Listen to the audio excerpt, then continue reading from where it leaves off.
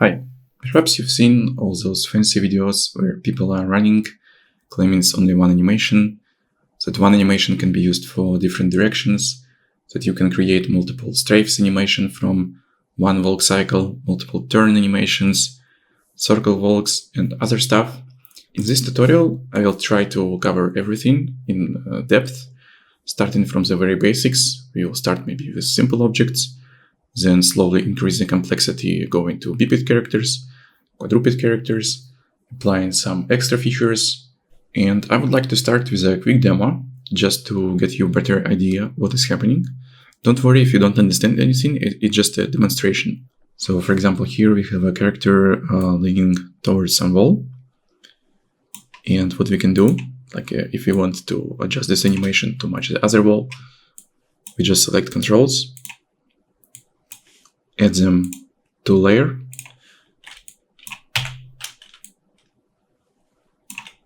set keys, relocate character to match the wall, like this. So by default, if we use in simple animation layers, everything will be sliding, like this. And all we have to do is just press one green button, and animation is fixed. Just like this. And we can create a lot of adjustment very fast, very easy. For example, if I want a character to lean the other wall, again, I can rotate it, move. Again, everything will be sliding. Just press one green button. And it's done.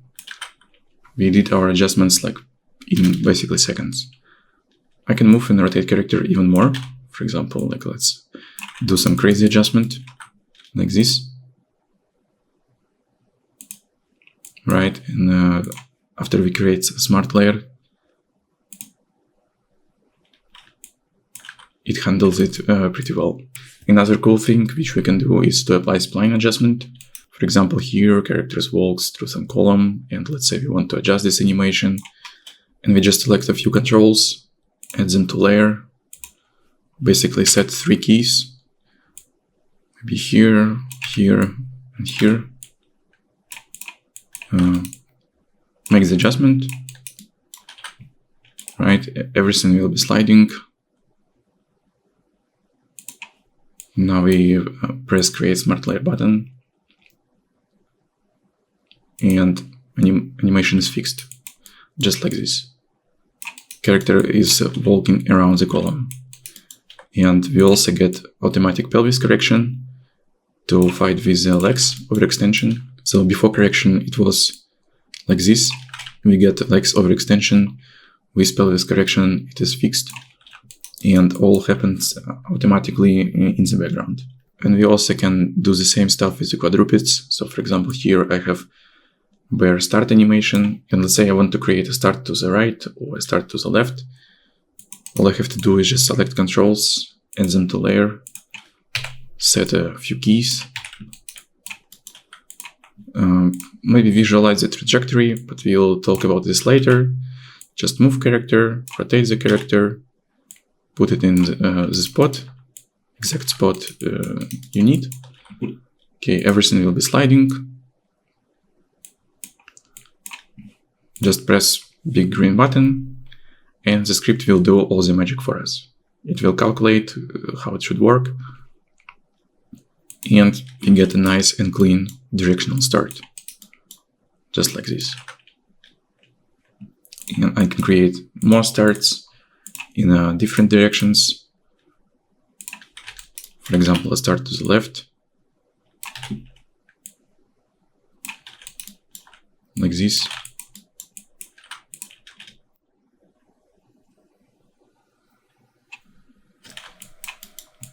And we can see a nice and clean transition from the original pose to the spline walk. And the feet are obviously not sliding. So as you might have noticed, the core philosophy of the script is to be able to make adjustments fast and easy in literally a few clicks with animation layers.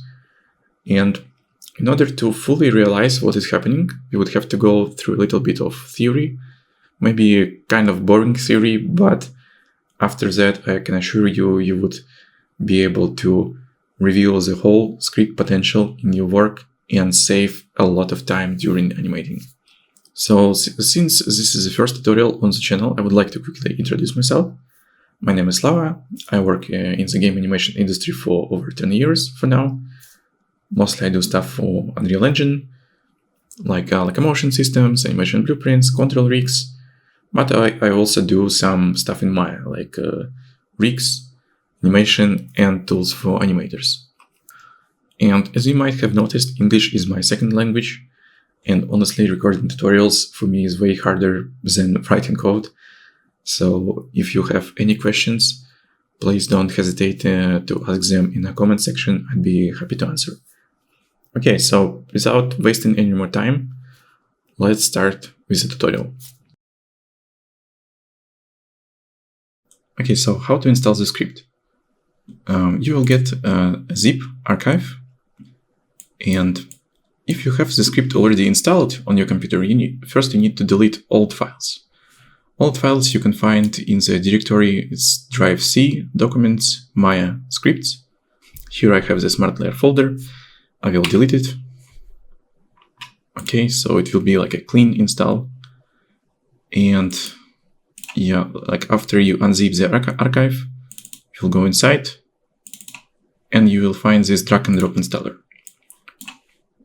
So I would open my custom shelf and drag and drop the installer into the my viewport.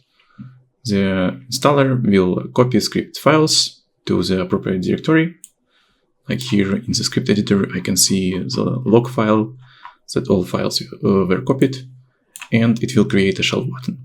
So I will delete the old one and maybe move it here.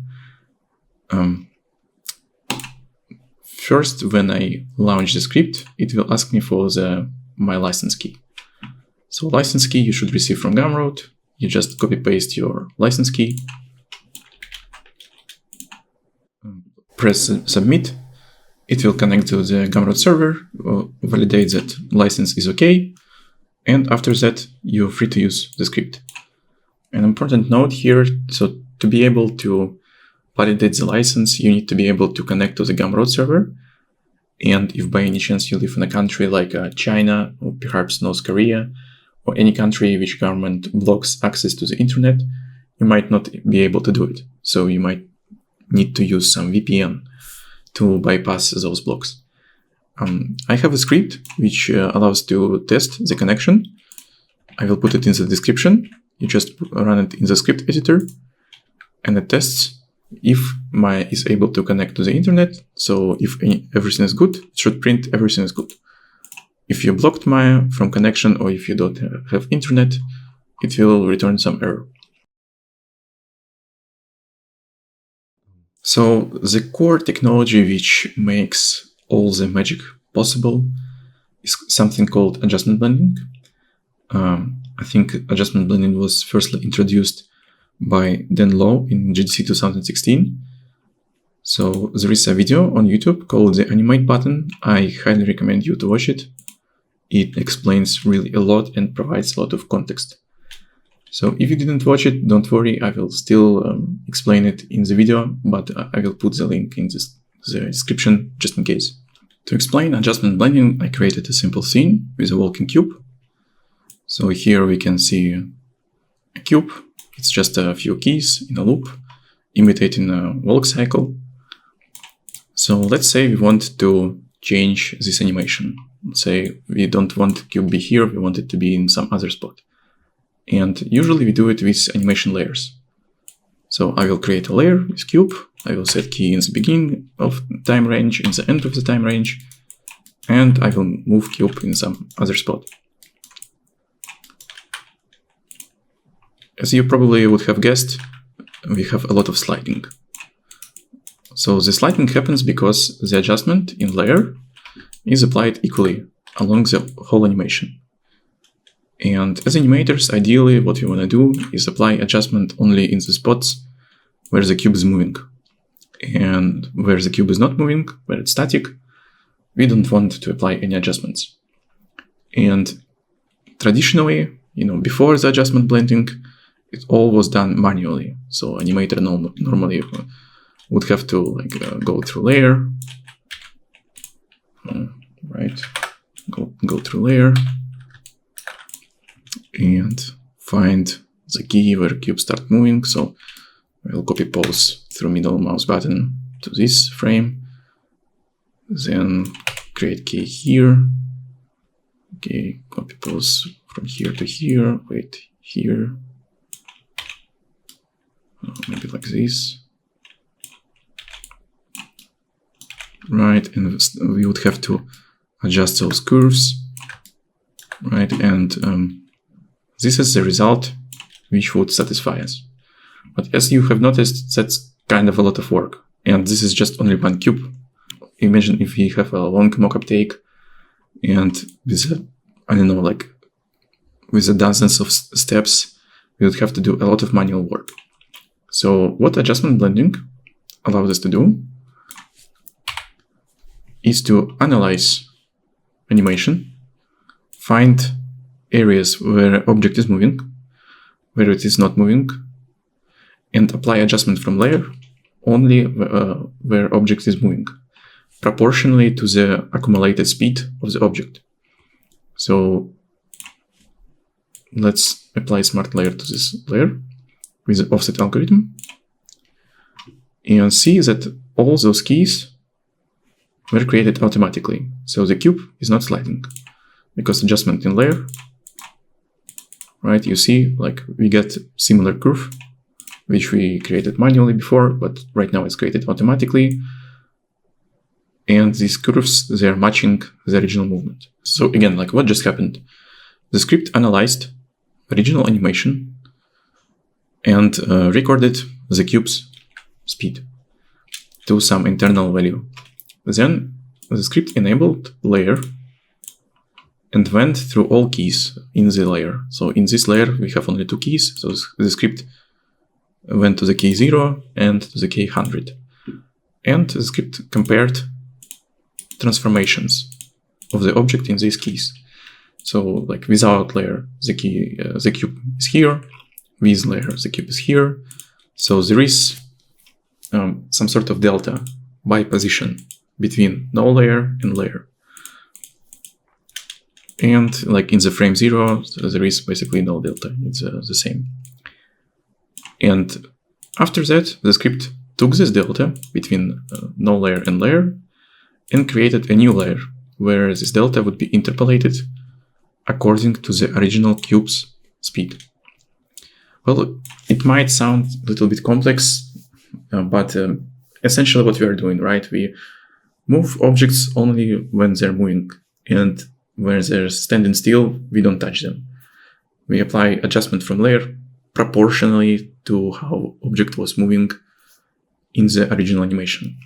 So this is essentially adjustment blending, and it allows us to create a lot of really cool stuff. The first example which I'd like to share is this heat reaction animation. It was made on the other rig from Jonathan Cooper from Game Anim. I will post link in the description. So I was using this animation for my locomotion and combat system project. Here we can see that character is making some movement. And very often we have situations let's say this character is moving 136 centimeters. And let's say we got a request from game designers or whatever that heat reaction movement should be not this value, but let's say, 1 meter or so, because some metrics in game design were changed. So we need to adjust this animation, but make the character walk not this distance, but maybe some other distance. And it easily can be done through the adjustment blending. So I would need select controls. So in this case, it would be main control, obviously feet controls, and maybe pelvis controls sometimes. It really depends on your animation. So I selected these controls, right? I have selection set here for them. I will create layer. And inside this layer, I would set keys. So I don't really know why Maya, shows me like all those keys in this layer. It's maybe just bug of this specific scene. But normally, like you can see, like in layer, we have only 2 keys. Sometimes you want to add pole vectors as well. But in this case, pole vectors are following feet controls. So we don't really have to add them. So, okay, like again, we added controls to the layer and set keys with 0 value. It's important to set keys on all objects in layer, because like if you don't put a key for object in layer, script will not know that you want to adjust this object. So like for the script, it is marker like, okay, there is layer, there is object in this layer, in this object has a key. And we basically just shift main control, let's say to be 1 meter or so. So right now, animation is sliding. Again, similar as with that cube example. And all we have to do is select layer and press create smart layer. Okay, let's see. Feet sliding is gone. Animation is adjusted. We're good to go, basically. And you can create a lot of adjustment really quickly. For example, like, I don't know, you get another request. Okay, 1 meter is too big. Let's say it will be like 50 centimeters or so. So you will get animation like this. Again, you press select layer, create a smart layer, and you get animation, I don't know, 50 centimeters. Or you can also like increase the distance, right? So instead of like 50 centimeters, you can make character walk a little bit longer.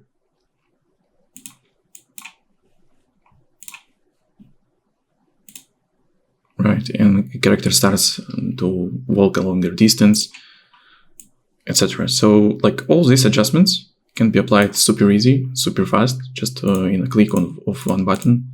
You can even maybe apply a little bit of rotation, but rotation is a little bit more complex topic. We will cover it later. Oh, sorry. Right, so I don't know, let's say move it here, rotate it a little bit, right. We have this animation sliding. It's not a problem for us. Just press smart layer and we get animation adjusted. So this is how you can create really a lot of variations of the same animation using different distances in just literally few clicks, in literally seconds. So again, summarizing what just happened. We want to adjust this animation.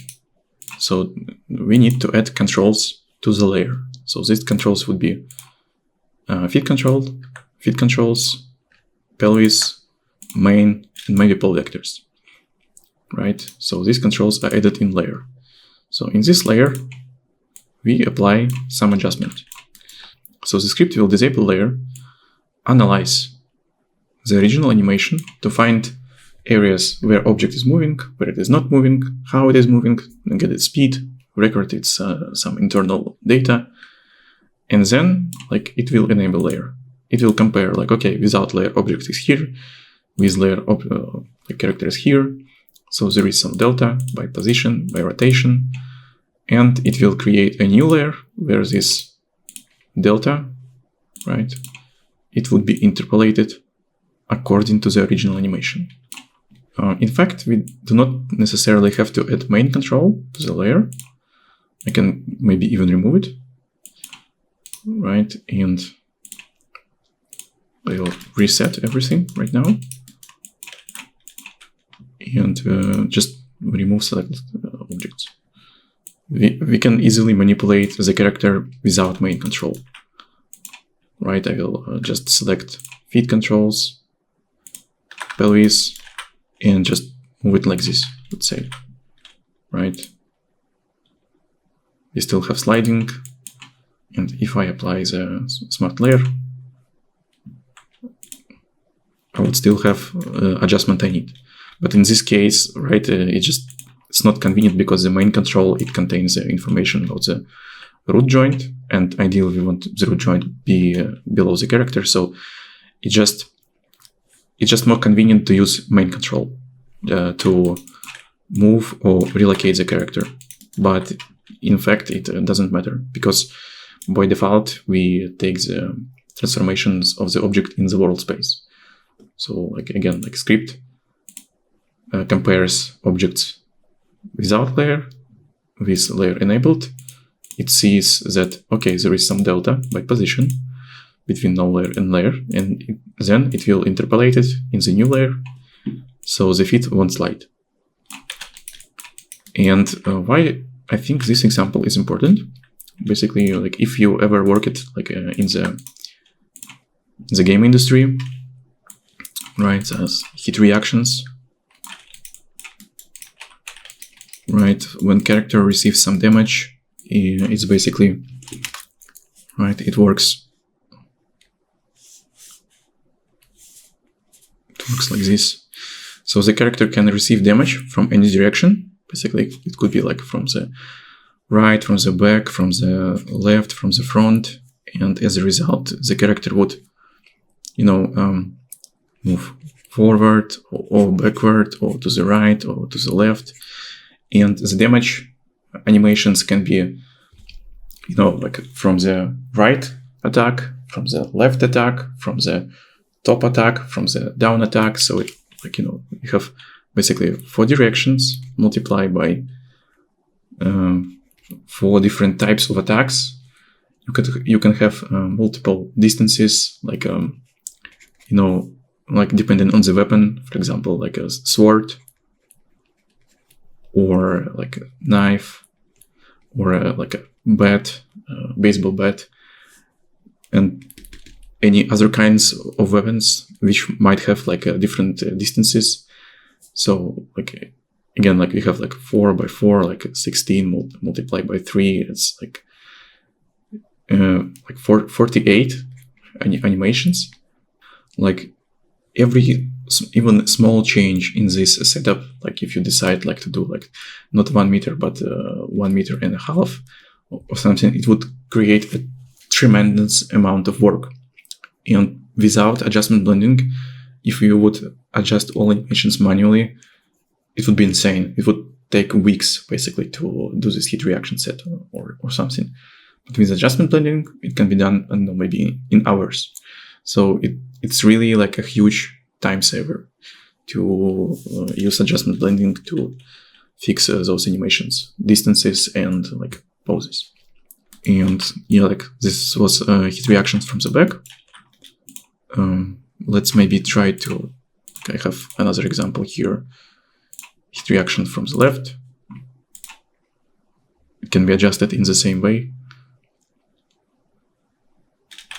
Right, so I will select objects, like controls, basically. I will add them to the layer. I will set keys, like in the beginning and in the end of the time range. And let's say like I feel this distance is too big, so I will just move character closer. So, okay, we have fit sliding. Now I press the smart layer with the offset algorithm. And yeah, we have adjustment done like literally in a few seconds. I can increase distance if I want. And it still will work. Well, of course, there is some limit what you can do if you do like a super long distance. Right, let's say like I move it here and create smart layer. You would see that, okay, like the animation is obviously broken because there is simply not enough length of the legs to cover these steps, to cover this distance. Yeah, so use it basically with caution. You use it wisely. Like, do not expect it to fix everything in every case. And yeah, like when we apply adjustment, we can also apply with layer opacity. So this is like without layer, this is with layer. I don't know, like sometimes, why not? Another interesting example would be how to fix the initial feed sliding in the mockup data. So here I have a mockup take where the feet are sliding. And in order to adjustment blending to work, the data should be good, it should be without any feet sliding. But here we have sliding in the original mockup data. And this can happen because of the various reasons, and even good mockup systems still sometimes have a little bit of sliding. It can happen because of the inaccuracies of the sensors, inaccuracies of the calibration, and even during the mockup session, like calibration from the start of the day can work not good by the end of the day. So we always fight with some inaccuracies and sliding. So what if we have this sliding in our mockup take? Can we fix it? Well, obviously, yeah, we could fix it manually and spend a lot of time. But if you have, let's say, a long mockup take with a, I don't know, 1,000 frames, 500 frames, like even more frames, that would take a lot of time. So what we can do is to select feed controls, add them to layer, and set just one key. We needed to just to let script know what objects are the target of this adjustment. And then we choose the algorithm fix sliding and press the create smart layer button. And it's fixed just like this. No sliding, like the 500 frames done in just, 1 second. So that was before smart layer. Everything is sliding. After we applied the adjustment, it's fixed. So what just happened? You might notice we have this object with debug speed. So if we go to the graph editor and select this debug speed, you will see the speed distribution of the foot control. And like this is the original speed. And we see like, when the object is moving, the speed has some large value. When the object is supposed to be standing still, I will disable layer. When the object is supposed to stand still, it still has some speed, but it shouldn't have. So what we can do is to apply some threshold parameter, like threshold speed, and values below those threshold, we can force set them to 0. So the result speed would be like this, green. And the same for the second foot. So original speed, sliding is here, here is the threshold value, and the result speed.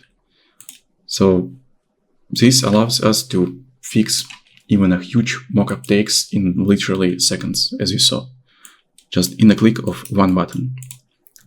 So the threshold speed is being set up in the algorithm options here. And there is also an additional parameter, smooth interval. So if you're working with really bad mockup data, sometimes your original speed, I will try to illustrate, right? It can be, it can be really weird. And if you apply some threshold, right, somewhere here, you will get a lot of false steps, like step here, step here, step here, step here, step here. So ideally you want to avoid that. So the smooth parameter allows to smooth this original speed. So when the speed is smoothed, you will get less false positive steps. But again, it's only for the really, really bad mockup data with a lot of noise in a signal, right? To avoid just situations like this. So we can use this algorithm not only for mockup takes, but for keyframe animation as well. So I have this bear animation made by Gustavo Ruino. I'm sorry if I pronounce this incorrect. So this animator kindly agreed to provide bear animation for the tests with the script. But we can see there is a slight problem with this animation. We still have a little bit of feet sliding somewhere. Right, of course, like in this case, we could fix it manually, but I just want to show you that, again, the feet sliding algorithm can work on bears as well. So we select the feet controls,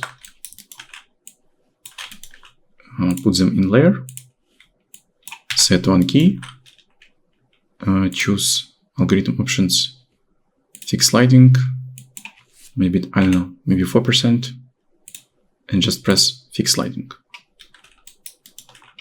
And there is no sliding. It's fixed. Simple as that. And let's take a look at the debug speed. And in the debug speed, we can see that original movement had a little bit of sliding. After we apply a threshold, we set this speed to 0. And our result animation is without the feet sliding. Another very cool thing which we can do with adjustment blending is to apply pause to animation. So for example, like here we have a stop animation and it ends with one pause, and we can easily make it to end with another pause to create a completely different stop animation. So to do that, we need to select all controls except main, because we don't care about the main control in this case. And create layer. In this layer, well, first I will show you a little bit wrong way to do this, and then I will show you like a tip. So I will press key, maybe like starting from this frame, going to this frame, I will set key again, and I will apply pause from Studio library. For example, standing pause, right? And I will set key. So in layer, we have these keys created. So right now animation will look super ugly. And this just basically happens because how Maya evaluates rotations. To avoid this effect, we can change the layer accumulation mode from by component to by layer, right? And this is the option which you want to change. By component evaluates rotations in Euler rotation mode, and by layer evaluates them as quaternions, which allows us to avoid these ugly problems. So I will change it to by layer, and right now I would need to apply pause again and set key, of course. So you see right now, like rotations are less than 180 degrees automatically, and animation already looks kind of okay. But we see we have feet sliding that we would like to avoid ideally. So what you're gonna do is to select feet controls and maybe pelvis as well. Like, I don't know, maybe pole vectors. Just select them and extract selected objects. Call it eye case. Now for this eye case, we can run a smart layer in the world space with the offset algorithm, just as we did before with heat reaction. And it's done. We have a completely different pose applied on top of our stop animation. with a fit position different and no fit sliding, because all this pose from layer was applied according to the movement of the object in the original animation. So why do we not need to apply smart layer for the rest of the objects, for the IK? Well, simply because it looks kind of okay even without it. But if you want, you can still do it. But I would recommend you to use a little bit different settings. So let's try to apply, again, offset in world space for layer with like FK controls and see what happens. Why we shouldn't do this all the time.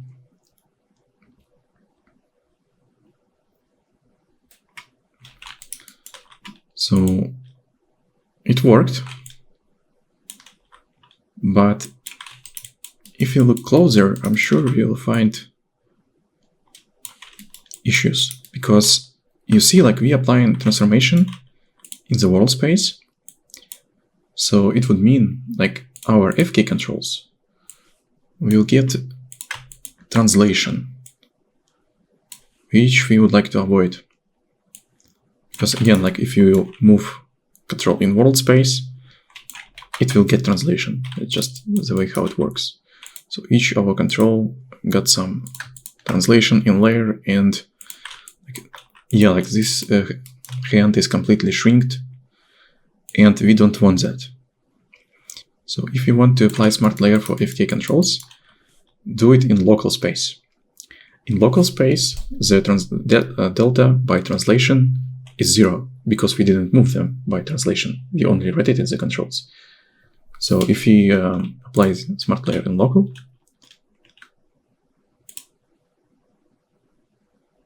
like first the calculation will be much faster, because in local space we don't need to check the parent object matrix, so it works much faster.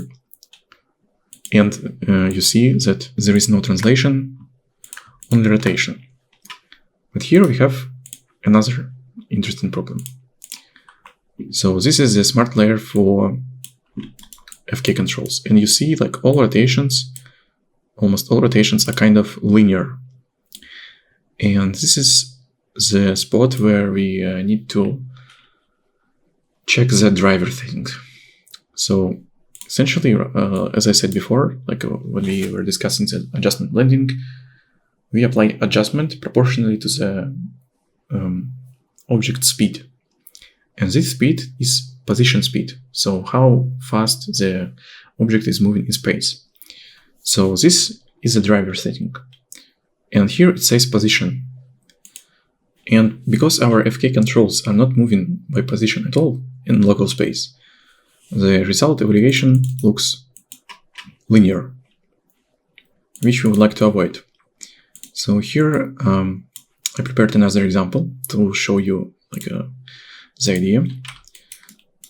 So here we have same cube, but instead of moving, the cube is rotating. And let's say I want to adjust this animation, like, add some delta by rotation. So maybe instead of half turn, make it full turn.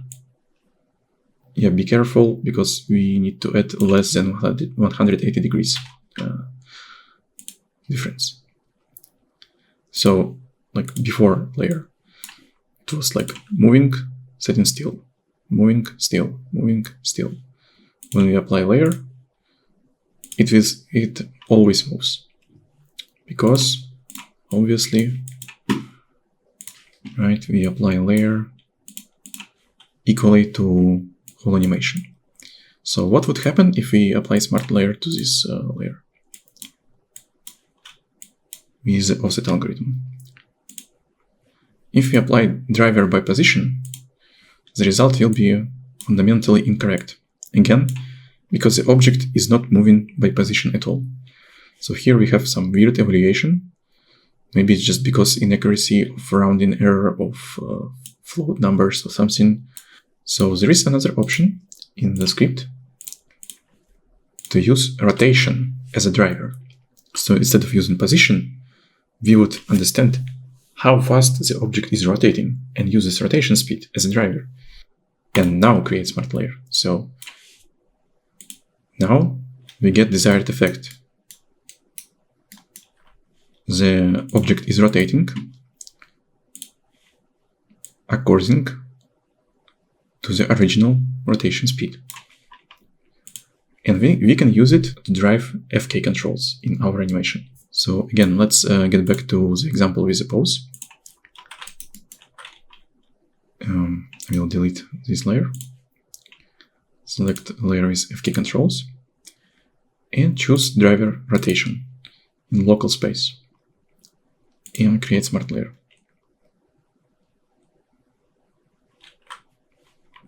So let's see, did it make anything? So you see, like, the pose is kind of applying during the rotation movement of our controls. And if we go to the graph editor, we will see that rotation on some objects, difference by rotation, is applied proportionally to the original rotation speed. Same as it was. So here, for example, it is big rotation speed. And in the smart layer, we can see that adjustment is applied proportionally to this rotation speed. If the object is not moving by any way, like not moving, not rotating, then the script simply picks linear interpolation. So I believe majority of these controls are not really rotating a lot in animation. So in the smart layer, okay, this is okay. What about this control? Right, so for example, this control is in original animation is not moving by any way. It is not moving, it is not rotating. So in the smart layer, we will have to pick linear interpolation for this object. This is made because we cannot divide by 0. Like in the formula, we have to divide by the sum of the speed. And if the speed is 0, then we just simply pick linear interpolation. If you don't like linear interpolation in these controls, you can maybe smooth it a little bit, right? So good, the script has a smoother. Or, like I said before, it's not 100% strictly necessary to use adjustment blending to apply rotation. Yeah, use it with caution, use it wisely. In cases, for example, like with this cube, when you really need to use it. In other cases, you might just use standard layer with quaternion accumulation, and it will work just fine.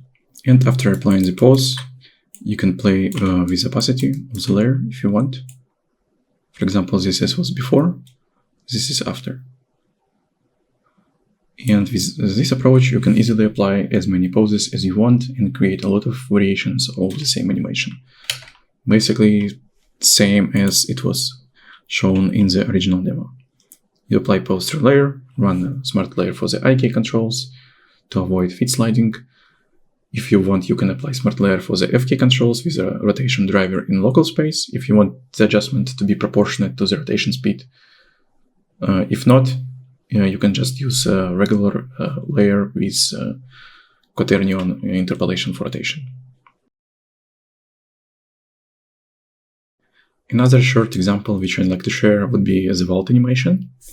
So let's say we have this guy walking over a cube and we want to adjust it. It can be easily done with offset algorithm and layers. So I would have to select main control, pelvis control, IK for legs and IK for hands, and add them to the layer. So I would have to set keys on all objects. Maybe a key here, somewhere here. Then maybe key here. And here.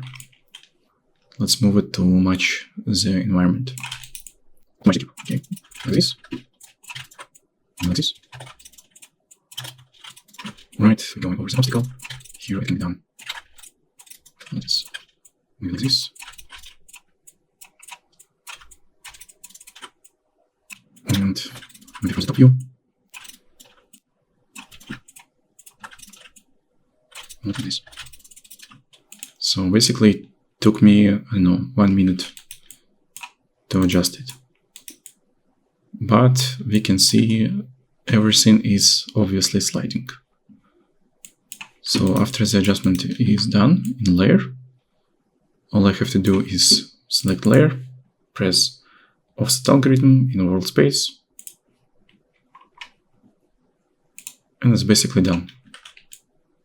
Character goes to the required position with no feet sliding.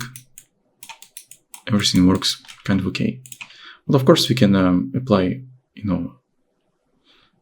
do some polishing, maybe fix this, going through geometry, but it can be done, using regular layers. So why do I think this example is important? I'll try to explain. So usually when we do a mockup session, we have an actor of some specific height, let's say, I don't know, 170 centimeters, some average height actor. But in the game, we can have characters with many different heights.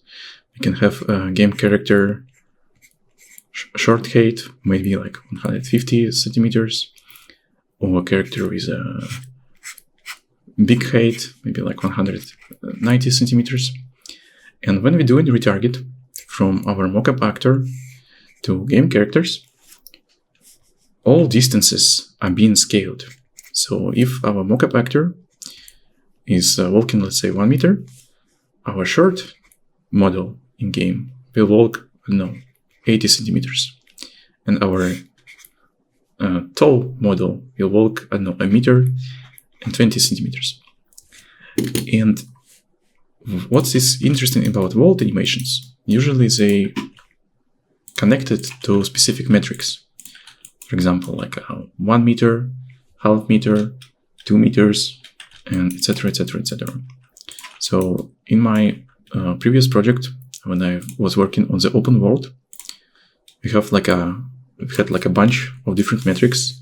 We had like object 50 centimeters, and there was like special animations going over this object. There was object like a 1 meter, like a meter and a half, and I think maybe 2 meters.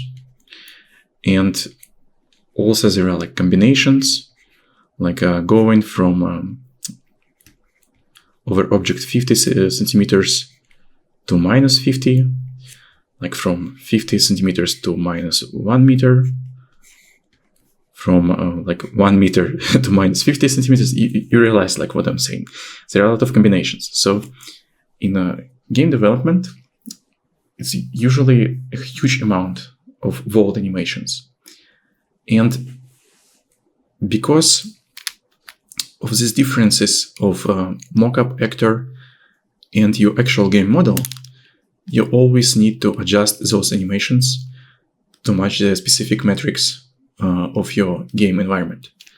So like basically like for like my previous project with only these types of world objects, but because of the combinations, we had, I think, maybe around 28 different world animations, maybe even more, I don't remember. So this is a lot of work, and this is like 28 animations variations. It's only for one character. And if you have more characters in the game, I don't know, like 5 characters, 10 characters with different type, it can be again like hundreds of animations. And all of them requires this adjustment to adjust the animation which you receive from the mockup actor to the actual game model which you use in the game. So these kind of tasks where you need to adjust some animation to match it some environment are very common, and adjustment blending is super useful for them. And when you're done, animation like this for an object of one height, later you can easily change it for object with another height, slightly lesser height, slightly bigger height, etc., etc., etc. The next one of the most common examples of applying adjustment blending would be to change the character speed during the walk cycle or run cycle or any other movement cycle. So for example, here we have a walk cycle and we would like to change its speed. And trust me, like game designers, they really like to change character speed. They do it a lot. In all projects I've been working in, the character speed was changed at least a dozen times. And it happens like organically because the game is evolving and the game designers, they experiment with the pacing, how fast the character goes, etc., etc. So like they change the speed all the time. And basically the worst case scenario if game designers just change the speed, just speed up animation in engine. It doesn't tell anybody like this is bad, please don't do this, please let animators handle this questions. But still, like when we receive such request, we can use adjustment blending and the smart layer to speed up the process. Okay, so let's say I want to change the speed of this animation.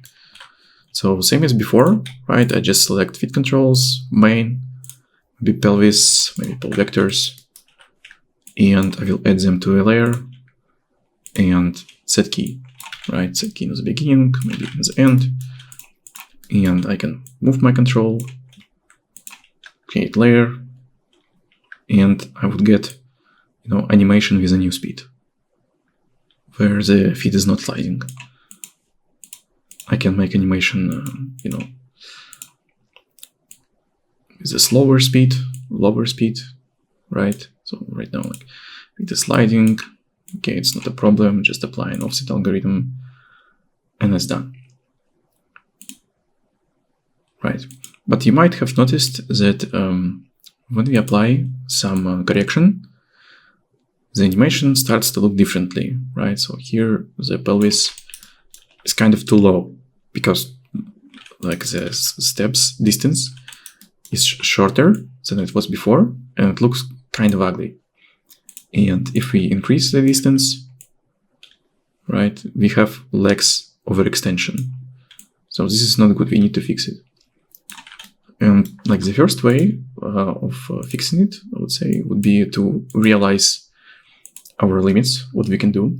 So we cannot increase the speed a lot, like using basically the same animation. Like walk and run have two fundamentally different movement cycles. So like they have like different body mechanics. So you cannot transform walk into run, and you cannot transform run into walk. Like the best case scenario, you can make fast walk or like slow run, etc. But we still have some limits in which we can operate. And the first thing which can help us is the spline button. We will talk about the spline later in the second section of the tutorial. But right now, what we have to know, the spline, it's like a motion trail, like sort of motion trail, like approximate motion trail. It shows us how character moves. And the cool thing about it, so when we shrink the trajectory, it changes its color. First to light blue, then to dark blue, then to violet, and then I think to the black. And if we elongate the path, it shows us, it becomes first yellow, then orange, then red, and white in the end. So you can find exact metrics here in the tooltip, right? So yellow is plus 10%, orange is plus 20%, and red is plus 40%. And yeah, like same for the shortening. So I would recommend by default, stay either in a light blue zone or like maybe orange zone. Don't go into the red zone or like a violet zone. It would make the animation like very ugly. So if we apply a little bit of adjustment, it will look basically acceptable, right? With a small adjustment, yeah, like still a little bit of legs overextending. But we can fix it, like, don't worry, we will fix it in a second. But what if we need to adjust the animation significantly, like to elongate, it's plus 30% or plus 40%. So in that case, we can use something called pelvis correction. And again, it was not my idea. I took it from that video, the animate button. A lot of people were requesting it, and since the version 0.9, it is added to the script. We're gonna increase the speed. I don't know, something about 30%, right? If I run the script, we can clearly see legs overextending, and we cannot leave animation like this. Just no way. We need to fix this. So in order to fix it, we can use option called pelvis correction. So pelvis correction works like this. It checks the original animation and checks the length of the legs. And then it checks result animation in smart layer. And again, checks the length of the legs. And the pelvis correction algorithm says that, okay, legs are overextended, and because of this, the pelvis need to be moved down a little bit to avoid this overextension. So to use the pelvis correction, right, we need to first enable this checkbox. We might use the debug trace, it's just to visualize the algorithm. And to enable pelvis correction, we need to load the config, character config. Here we have a list of configs. By default, I think it's just some 2 files, right? We can create more configs, remove configs. So let's create a config called, I don't know, MetaHuman, right? And in this config, we need to specify pelvis object. So I selected the pelvis object and I click here. IK controls, IK1, IK2, and we also need to specify joints. So why joints? Because the algorithm needs to realize the actual leg length, and it is not possible to do without joints. So we select joints. This is the hip, this is the knee, and the foot joint. And same for the other leg. If your character has more joints, it's not a problem, you can add more joints. Or even if you have like a quadruped character, you can add a whole new segment to specify like a chest control with specific joints. Okay, but we just have a regular biped character, so we're gonna use a simple config. Okay, config is almost done, and all we need right now is to subtract namespace, because basically you can use the same config, but for the same character, but with different namespace in different scenes. So okay, I selected the object and press namespace from selection. So namespace is subtracted. I can save. Now I have this MetaHuman config, and I just press use selected config. Okay, and I need to specify the namespace for this config, because remember, like in this config, names of the controls are without the namespace. So namespace from selection. Okay, right, and like be careful to use the pelvis correction. The pelvis is obviously has to be in layer. So right now, yeah, like pelvis is in layer, we're good. Okay, let's run the script again. See what happens. Okay, so we can see some lines. This is interesting. So yeah, it looks a little bit ugly, but you see the idea. So the algorithm, it moved pelvis down to avoid legs overextension. So like obviously there is a limit how much you can do it, but if you apply like a minor correction, I don't know, like plus minus like 20% or so for the speed, it will handle it well in most of the cases. So the correction for the pelvis is applied on a separate layer, right? And we can play with the opacity of the layer, so to see the results before and after. Maybe we don't need such strong correction. Maybe we could use, I don't know, 85% or something. And also, what I want to show that sometimes pelvis correction can be, not 100% perfect. So, for example, here, like this additive layer of pelvis, and we can see some weird stuff going on. It's just because, like, the algorithm is just approximation of the pelvis correction. It's not universal 100% accurate solution. So what I would do is just select those keys and just maybe smooth them a little bit using the curve filters. And that's it. It will fix most of the issues in most of the cases. Right? So we got our pelvis correction. Yeah, maybe we can increase the intensity a little bit, because after the smoothing, we lost a little bit of correction. And yeah, we have our walk adjusted to have the speed required. And the same adjustment can be done, in the opposite direction. So to make the walk not faster, but slower. So I will recreate the spline. Delete spline, select objects, select layer, create a spline.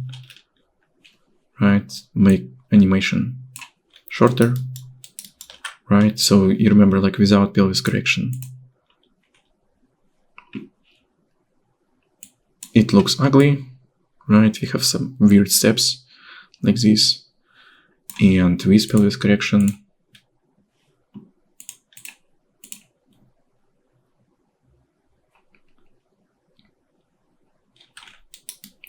it will move the pelvis up a little bit, so the animation would look organic. Another important thing about changing the walk speed is the phase of the cycle. So here we did the change basically starting from this phase, and this is actually very important.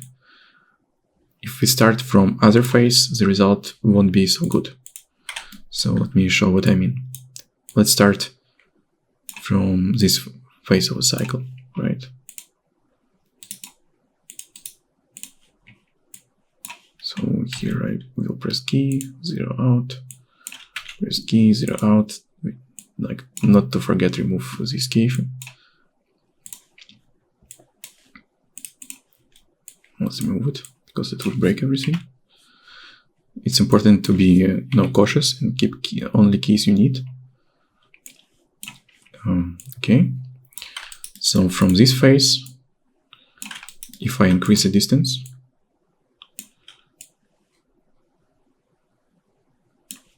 and run the smart layer,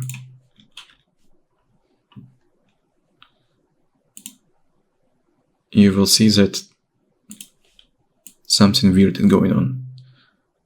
But it's actually, like, not a bug, it's a feature. It's how the script is designed. In order to explain this, we have to imagine what should happen when we increase the character speed. So when we increase the character speed, the first frame of this animation, it shouldn't be like this. Basically, if we increase the speed, the legs should be on a bigger distance between each other, right? But because this is the first frame of our adjustment, we keep the same pose. And same for the last frame. So as a result, steps will be super stretched in the middle, like here, unequally stretched, which we would like to avoid. So, and if we apply adjustment starting from this phase, it will be okay, because it is kind of in the middle. So we will equally stretch animation when the leg is in this zone, and we will equally stretch animation when the leg is in this zone. And the pose in the middle, because it's like a point of symmetry, it can stay the same and it won't make animation to look ugly. As the tutorial is getting more than 1 hour long, I think we should take a little break. So today we covered the basics of adjustment blending and how we can apply it in the game animation. Basically, adjustment blending is only one algorithm in Smart Layer. It's called the offset, and there are more algorithms like transformation or transformation by spline, and there are a lot of different options. So today we barely scratch the surface. And stay tuned for the next tutorials. And if you had any questions during this tutorial, please feel free to ask them in the comment section. I'd be happy to answer. So thank you for watching and see you next time.